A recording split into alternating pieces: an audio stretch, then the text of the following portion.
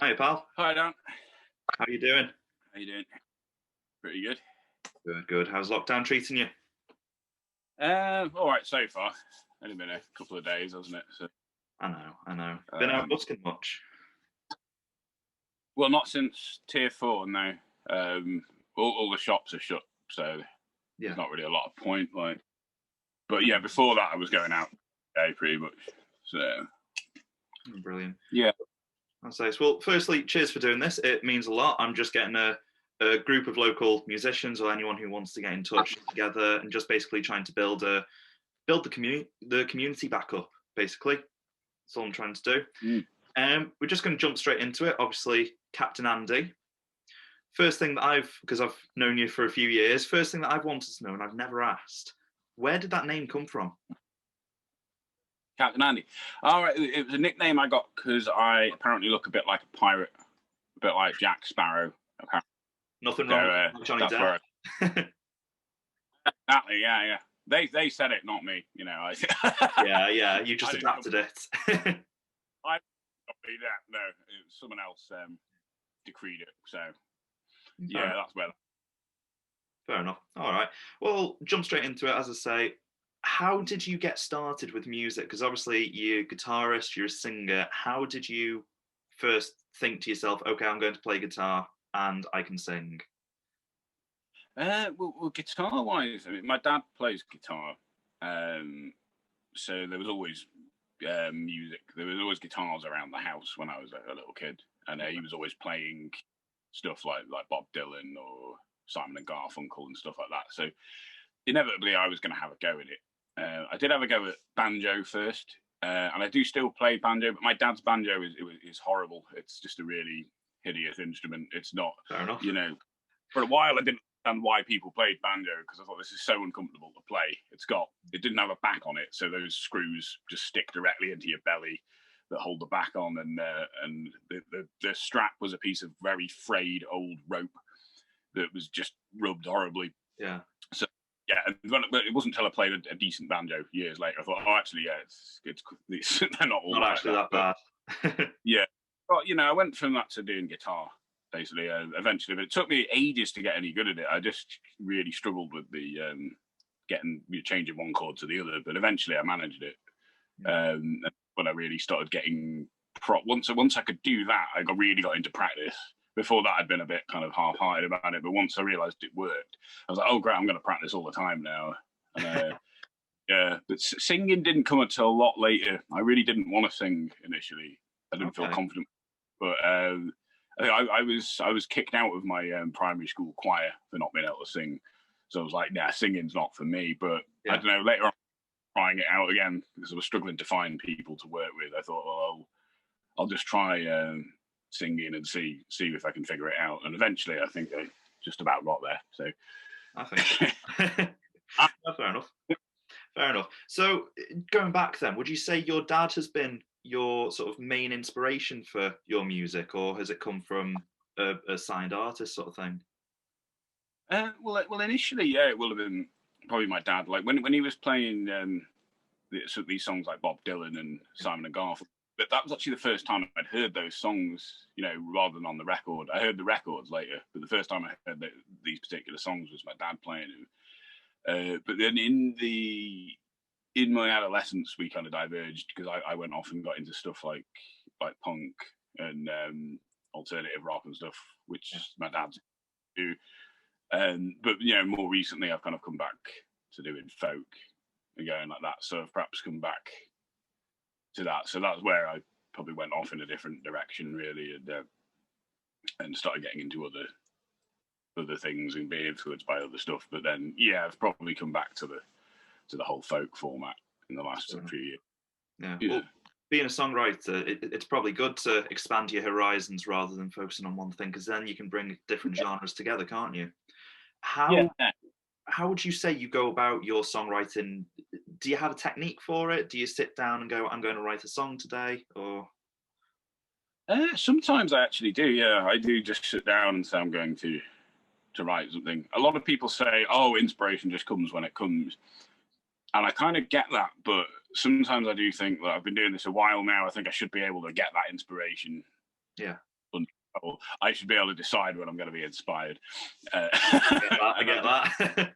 Yeah, like I will just sit down and say, I'm going to finish this, or I'm going to get this song done, or I'm going to at least try and get some idea down. But I do sometimes struggle with the idea, like I've got a bit of music, but I'm thinking I know what the lyrics to this should be about. I'm just not quite sure yet. I've got an inkling of where, but eventually, if I take my time with it and don't pressure me, I find I can do it. So yeah, sometimes I do just sit down and say I'm going to solidly work at writing a song, and it does actually work quite well.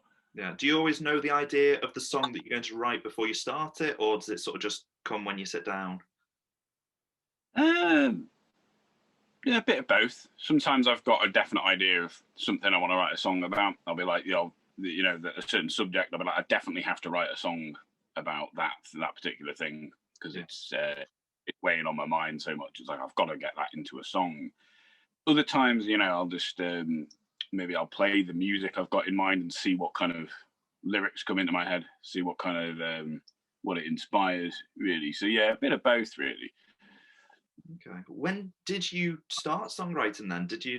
Was it a few years back, like after you started singing, and just sort of go, oh, I'm going to try writing this, or I feel this way? And I've got to be honest, I was trying to write songs from the word go of playing guitar, even though I barely knew anything about it. I knew maybe like a couple of chords, and I couldn't really change them very well, but I was still trying to put songs together. Obviously, very limited when you try to do that, and they're not going to be very good because this song's got one chord in it because that's all I can do. So it's a bit like that. Yeah, and lyrically as well. You think when you're young, you haven't really lived, so you're like, what's going to inspire these lyrics? So they often do end up just being not very particularly meaningful. It's just that there's nothing really inspiring this. I have no life experience. But it's a good place to start, I think, isn't it? You have to be, I think, bad at things before you get good at them. I think there's a rule. Yeah, well, you can use those experiences as well to write about it. You can say how bad you were at something, or that you couldn't change your first chord, but you almost use it as a metaphor, can't you? Yeah. So you've got to, if you want to be good at anything, you've got to accept that you're not going to be good at it straight away. You've got to suck at things first and work at them and get good at them. That's just a fact of life, I think. Yeah, of course. So keep going, pushing on. Yeah. What has been obviously before all the lockdowns and everything, what's been your favourite song to perform live, and why?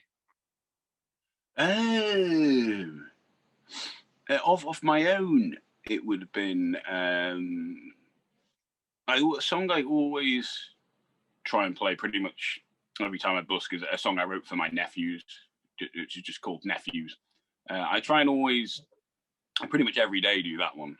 I think that's one of my favourite ones. That was one actually that I wrote the music for it a long time ago, but I never had any idea for lyrics until Uncle for the second time. I thought I really want to write a song for my nephews, and that was suddenly straight away I had the lyrics after a couple of after maybe about a decade or something of trying to figure out a piece of music. It's like it all came together. So yeah, I think if you wanted a cover, I might maybe say "Heart of Gold" by Neil Young. Okay, that's what always just seems to go down really well when I busk it. Pretty safe, a safe bet. Yeah, lovely. Do you have any particular stories, maybe more PG, but stories that have happened, funny stories that maybe if you played with other people, if someone's come over and said something?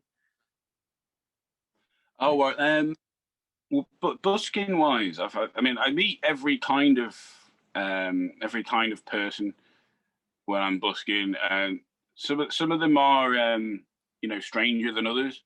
They're mostly all quite nice. They're in their own way, but people have given me some weird things instead of money. Like someone gave me a pair of shoes once while I was busking. That was very weird. I don't know whether shoes or if they'd nicked them from somewhere, but they just put a pair of shoes in my case. It was like, well, I don't know what to say to that, really. That's Did you try them on? No, well, they were definitely too small. Right. I'm not size of my feet or anything, but these were definitely too small. But I didn't know where they'd been either. That's the thing. So I just I left them on the street. You know, and some people are saying, "Isn't that littering?" I said, "Well, I don't know. They're not mine. I mean, there's someone else here. They littered them, really. I'm just moving the litter. I don't think it'll kill a whale or anything like that. I'm sure. No, I think you'd be fine with that one. Yeah, things like that. I do get given some weird objects that are not money when I'm busking. Mostly it's money, but occasionally people have given me some bizarre things like that. Shoes. So someone gave me some loose minstrels once. Like, not even in a packet, loose right into the case. I was like, I'm definitely not eating those. No, I don't eat anyway, because But even so, even that aside, right? I'm not eating off the floor. So no. Call me a snob, but I don't blame don't do that. No, I wouldn't either. I wouldn't even touch them. No. Something I have found with other people is, apart from guitar, drums, vocals, sort of thing, they seem to be artistic in other ways, whether it's painting or just something that they enjoy.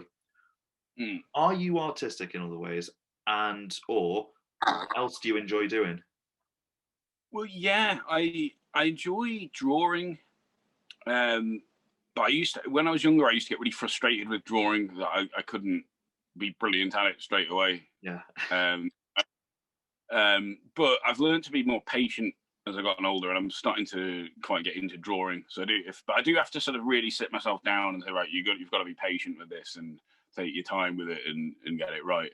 Yeah. And also, like, creative writing, that was my other ambition for a while before music took over, was to be a creative writer, to be like an author or something. And I've been kind of getting back into that recently. I've just wanted to sit down and write some fiction, but not to like launch a career or such, or just for fun. Maybe I'd just upload it to the net and read it, and that'd be that. Out of curiosity, is that sort of since the first lockdown, since last March, or has it been longer than that? Probably longer. Yeah, I know what you mean. Though, like, lockdown suddenly made everyone want to take up hobbies and stuff, didn't it? But I've for a while, I've had some ideas buzzing around my head for things like that. I wanted to sit down and actually. That's the difficult bit. It's actually getting yourself to sit down and actually bring these things to fruition. And creative writing is good. You've got a good idea sometimes, but then you just think it's very easy to get on paper. Yeah. Totally understand why people do courses and this sort of stuff, because it doesn't always just flow straight out. You've got to sometimes figure out how you're going to get it all to piece together. But I'm going to give that a bit of a go, hopefully, in the near future. Yeah, that'd be brilliant. Well, the only reason I asked about whether it was the start of lockdown was because I started doing exactly the same. I just started writing. I had these ideas, just started jotting them down in notes, and then I started sort of putting them together. But you get to a certain point, and it's sort of like, how do I elaborate from this? So it's, as you say, it's doing those courses. This is why people do it in likes of uni or college, so they actually know what they're doing. Yeah, because it is that thing. It's having the idea, isn't it? And then it's bringing the idea to fruition. Yeah. But you can have a great idea, but you think there's a skill to getting this idea into a format which makes a good book or a good short story, isn't it? That's the thing. It's getting it to actually come together is the tricky bit. Exactly. Yeah. And as you say, it is a skill. It's one that some have naturally, which I find so annoying. Right. Going back to music then. Obviously, you've performed in venues as well as busking. Yeah. Might be a controversial question, but where has been your favourite place to perform? My favourite place to perform? The two venues that I probably like the most in Chester are the Carlton and the Saddle. Are probably those two. I think the Saddle probably more for electric stuff, for rock. Yeah. And the Carlton acoustic stuff I tend to play there. That seems to work quite well like that. I think they're really good venues. They're really supportive of live music. They actually want to put it on. Yeah. And they are. Yeah, I've not played the Carlton, but I played the Saddle, and it was Lee, and I apologize, I can't remember his wife's name, but when they put it on, they had Bernie, I think it was, doing it, and it was an incredible night. It was packed. It was obviously before COVID. It was packed. It was full. It was just a buzzing night. It was fun. Yeah. They make it that, because you can go to any open mic or any jam night, whatever it is, and you can have artists going up left, right, and centre and playing. But it was just something about it. They just gave it that buzz. Yeah. It was a nice environment and a nice night, and we got some food afterwards, which was great. Yeah. It's that connection, isn't it? I think creates the connection between everyone there. If they're ensure everyone feels like they're part of the same event, if they're doing a good job of, it really does actually create a bit of a connection, a bit of a buzz, as you say. Yeah. Well, the thing was as well, which was nice, everyone was there for the same reason. You can go to some open mics and they may just be sort of there, but people are there to drink or have a chat with their mates or watch the football. Yeah. Whereas at the Saddle, what I found was, obviously, I can't remember if there were TVs round, but there was a back room or something, I think, with a pool table, but there were still musicians in there. There was a little seating area. Musicians were there. The main bar, they were full of musicians. And that's what we need, especially after COVID and lockdown, to build everything back up again. Yeah. Rebuild the community. Exactly.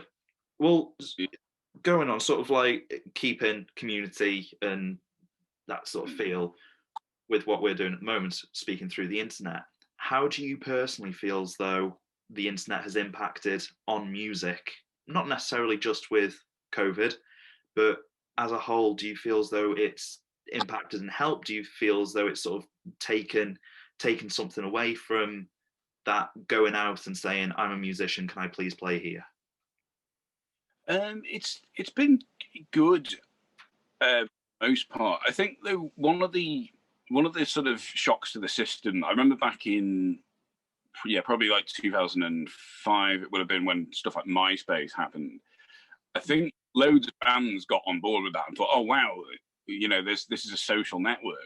Think of how many people we could add, how many fans we could get. And I think for a lot of people, all it really did was underline how disinterested a lot of people are, because they're sending out requests thinking, oh yeah, I've sent out 1 million requests, I'm gonna have 1 million fans, and a lot of it just gets ignored. And you sort of realize people just don't really care about stuff like that. But once you realize that and get over that, you start trying to use it as a more sensible tool. You think, okay, let's target people a bit more sensibly. Let's see if we can find people who are genuinely interested. Let's see if we can do something a bit more sensible. But I do think that I think a lot of people get so many event invites on Facebook and stuff. I think they just start ignoring them after a while. I think they just think, oh yeah, another band, another gig, blah blah blah. It just becomes like noise. So I think you've got to be a bit careful about how you do that. I think just sending out invites en masse actually just doesn't work.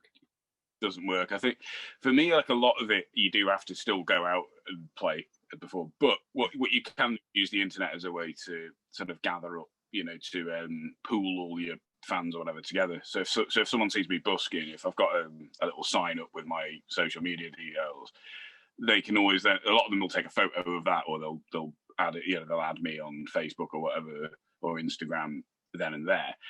And I think that's actually really good, because now now if I put stuff up there, they'll remember me.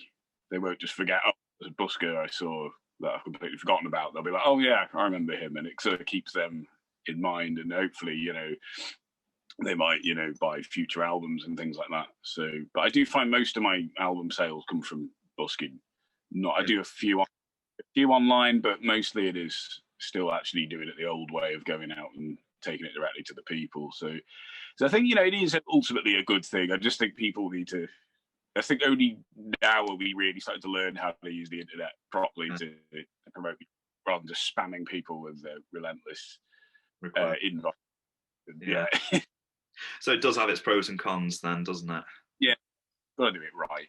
Yeah, the thing is as well, I mean, myself, for example, I will put something on my page but I will also share it to a personal account.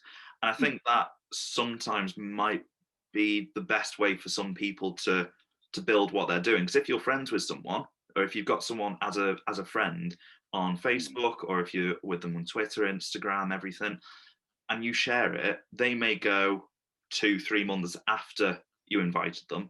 Oh, my nephew, niece, my wife is looking for guitar lessons or looking for this. I'm going to drop them a message, because it's, as you say, they just get ignored, the requests, to a point. Because you get, I mean, I could probably go on Facebook in an hour's time and I'll guarantee I have a request to join something.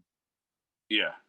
So it is that sort of, it's that sharing as well. It's sharing rather than just directing it at one group of people, which in this case would be a friends group. Yeah. Yeah.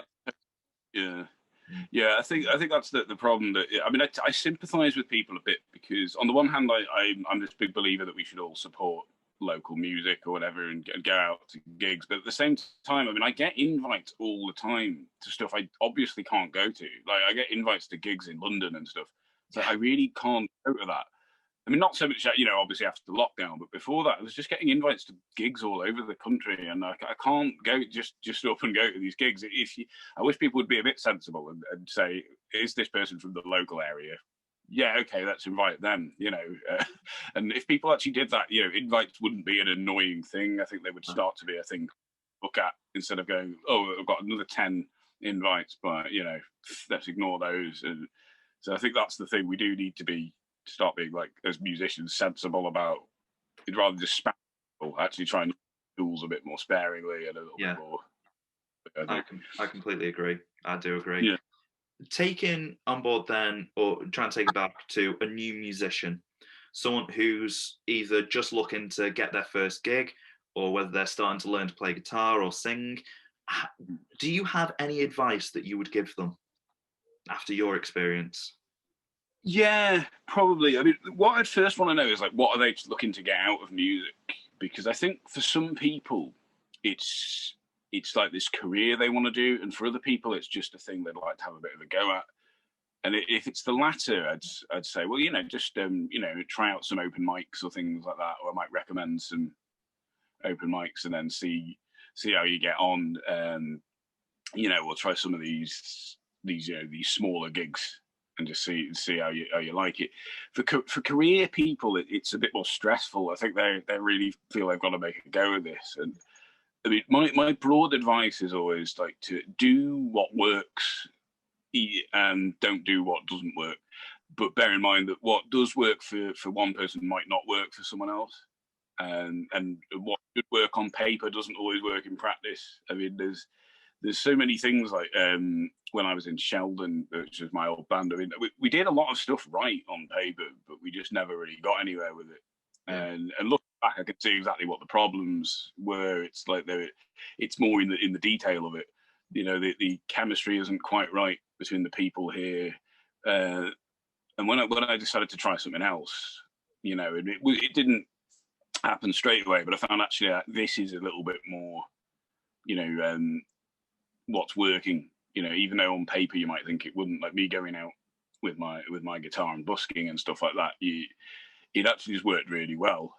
But yeah, so sometimes I'd say broadly you have to do what works and don't do what doesn't work. But bear in mind that could be, what for one person is working might not be for another. Yeah. So it's not be that person because it's working for them. It's like you've got to do what works for you and what is working.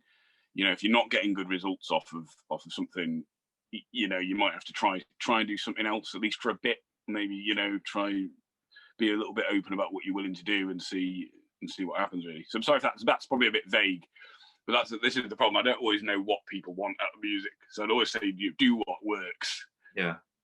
Sounds a bit vague and a bit broad, but it is actually... It's trial and error.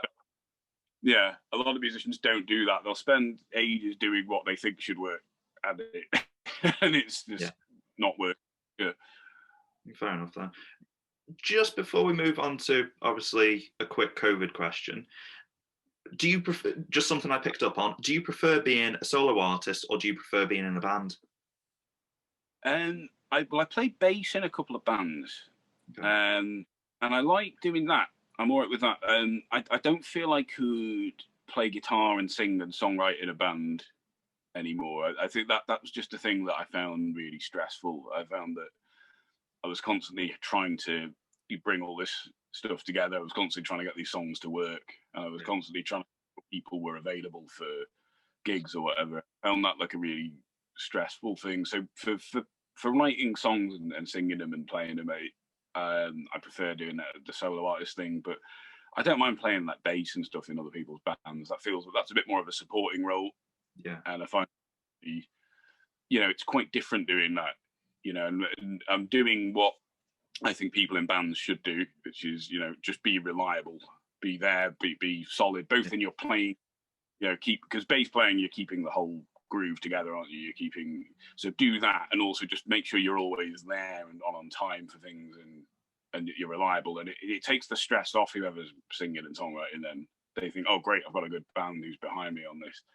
Yeah. So it actually helps create a really cohesive unit. So that's sort of where I'm at these days, really. Yeah, that's fair enough. So you don't really have a preference. You're sort of happy so long as the other people are mates. Yeah, well, for singing and songwriting and playing guitar, I prefer solo. But for playing bass or something, I'm happy to play in bands. Yeah, I don't mind playing in bands, but yeah. Do you do any session work, or do you just sort of stick to the band and yourself?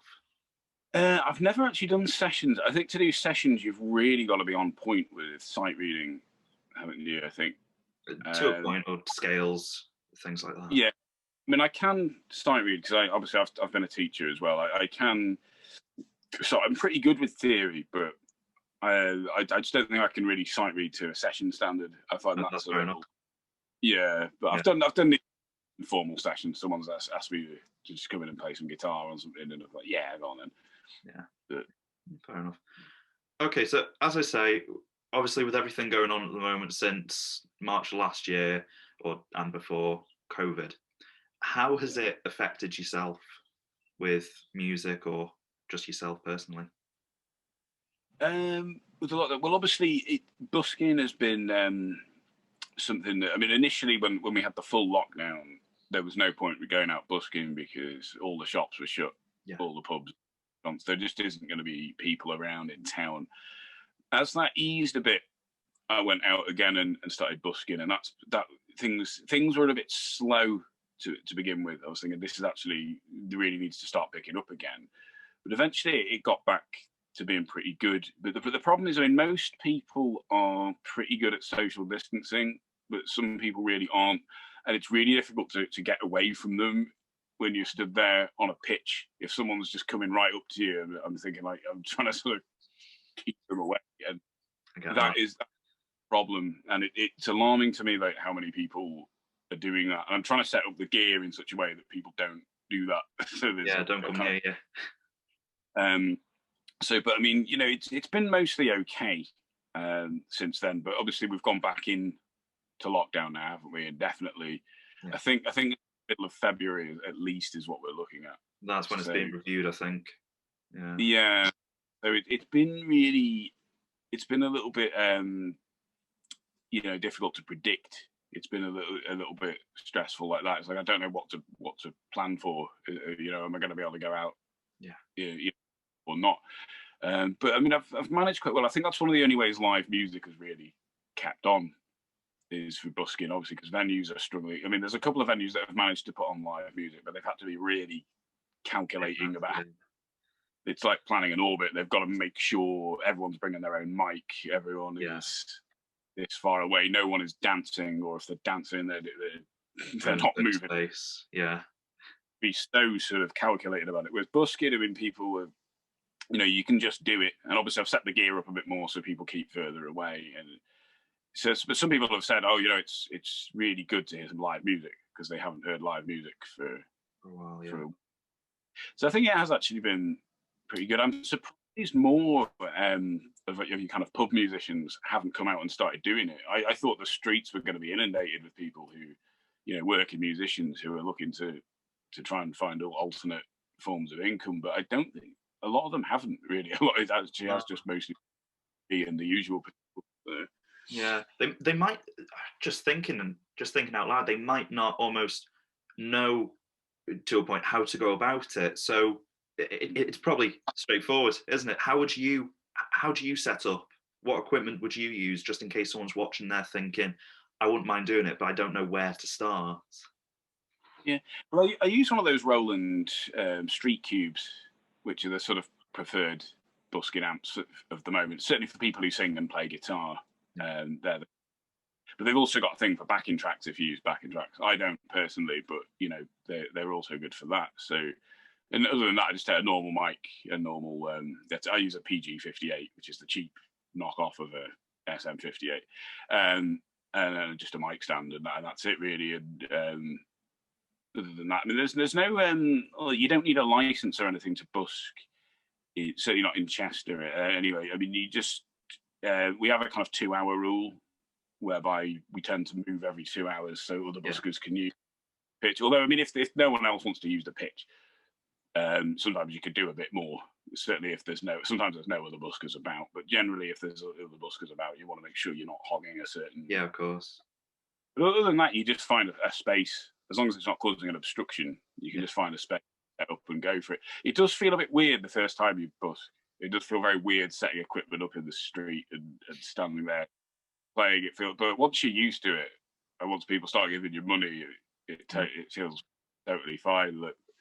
So yeah, I'd recommend that for any musicians looking for, once we're able to do so again, I'd recommend most musicians at least have a bit of a go at busking. Yeah. Yeah, and you never know, you might get a free pair of shoes. Yeah, exactly. Loose. Last question then. What is next for yourself? Are you working on a new album? Because I know you've got a couple of EPs. Are you working on anything at the moment? Any new music? Yeah, I'm gonna do a new album this year.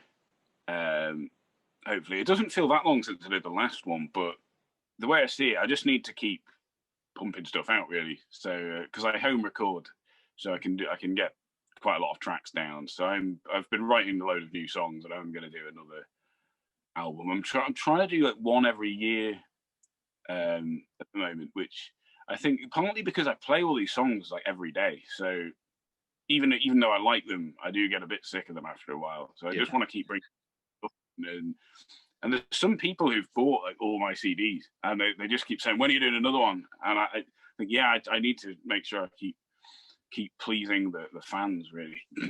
Keep bringing out. Brilliant. So, yeah. Well, where can people find you on social media? So my Facebook is facebook.com/Captain Andy Music. And on Instagram, my name is Captain Andy _busker. And yeah, those are my main two. I do have Twitter. I don't really use it much for music, though, to be honest. But I'm Captain Andy 1981 on Twitter. Okay, that's brilliant. Cheers for doing this as well. No problem. Perfect. All right, have a great day, pal. Take care. Yeah, thanks very much. Cheers. Bye-bye. See you, mate.